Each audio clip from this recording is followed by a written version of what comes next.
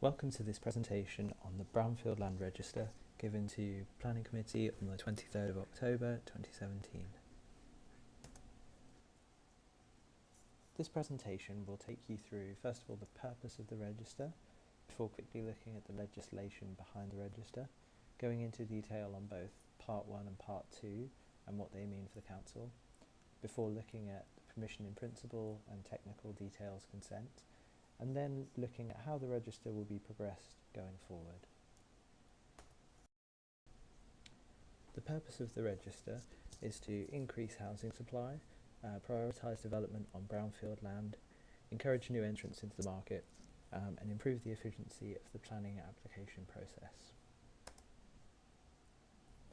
Primary powers for the Brownfield Land Register were secured through the Housing and Planning Act of 2016. Secondary legislation in the form of the Brownfield Land Register Regulations and the Permission in Principle Order came into force in April 2017. This set out the statutory requirement for planning authorities to have a live Brownfield Register by the 31st of December 2017. Further guidance was released in July 2017, which set out how the register should be produced.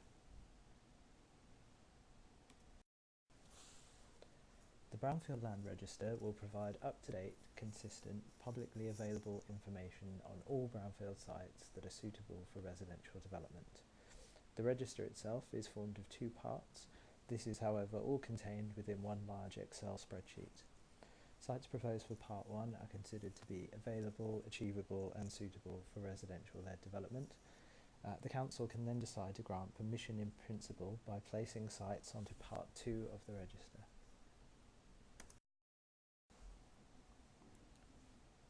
Sites to be entered on Part 1 of the register must meet the definition of brownfield land or previously developed land as set out in the National Planning Policy Framework. Sites must also be over 0.25 hectares or capable of providing for 5 or more dwellings. Sites must also be suitable, so that sites with planning permission, sites allocated through plans, or sites in the opinion of the local planning authority that are appropriate for residential development. Sites must also be available. The relevant landowner or developer has expressed an interest to sell or develop the land, and they must be achievable. The development is likely to take place within 15 years of the entry date to the register. In putting together the initial register, sites were included where they were considered to be suitable, available and achievable for residential development.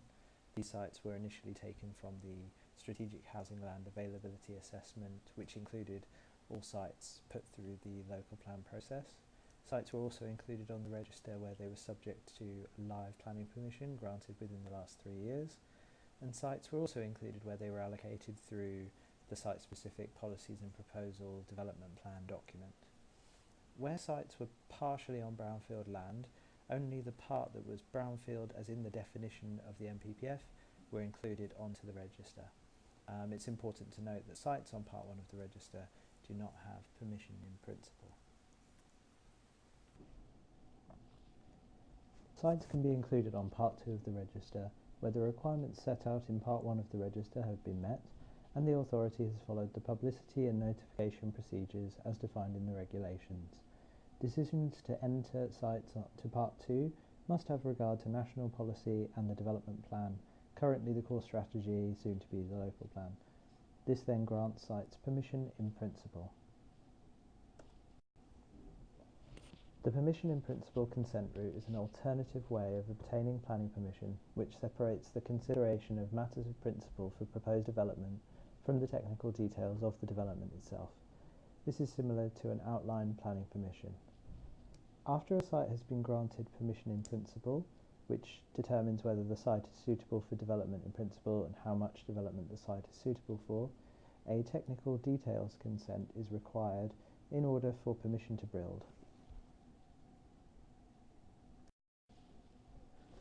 The technical details consent has the effect of granting planning permission for the development. An application for technical details consent must be in accordance with the permission in principle that is specified by the applicant, giving the reference number from the Brownfield Land Register. Other statutory requirements may apply at this stage, for example relating to protected species or listed buildings. Technical details consent must be determined within 5 weeks for a minor application and 10 weeks for a major application. This is opposed to the current 8 weeks and 13 weeks through the normal process. Following this training event, all members and parish councils will be informed of the Brownfield Land Register. Recommendations on all sites will be taken to November Planning Committee. Planning Committee will determine which sites should be on Part 1 and which sites should be on Part 2. The register will then be published on the Council's website. Where Planning Committee agree with the recommendation to put sites on Part 2 of the register, a 42-day consultation period would begin. Following the consultation period, sites will be brought back to Planning Committee in February, where decisions will be made around granting permission in principle.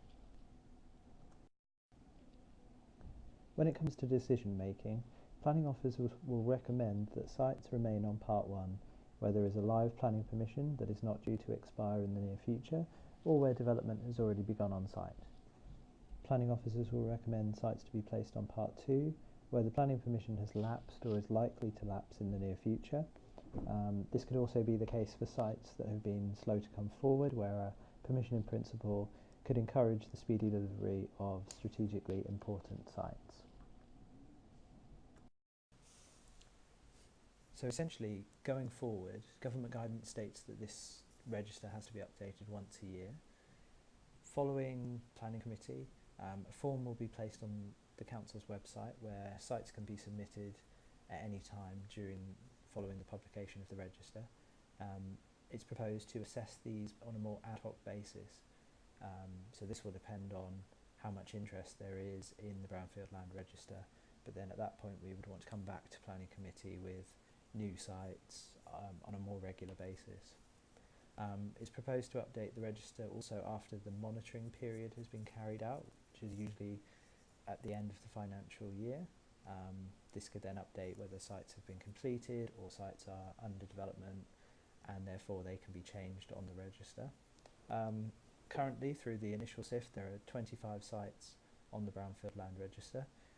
It's proposed to bring each of those 25 sites to Planning Committee in November to get a formal decision on whether the site should be placed on either Part 1 or Part 2. For the purposes of this training event, I've provided an example of how this would work at November Planning Committee. So the example I'm going to take you through very quickly is one of the sites that we've recommended to be placed on the Brownfield Land Register. So this site is the Grampian Food site at Attleborough, between White House Lane and Buckenham Road. The extent of the Brownfield land is shown in red. This would be placed on the register with a link to this map. The site itself, as you can see, is the former Grampian Food site, so you can see the extent of the Brownfield land.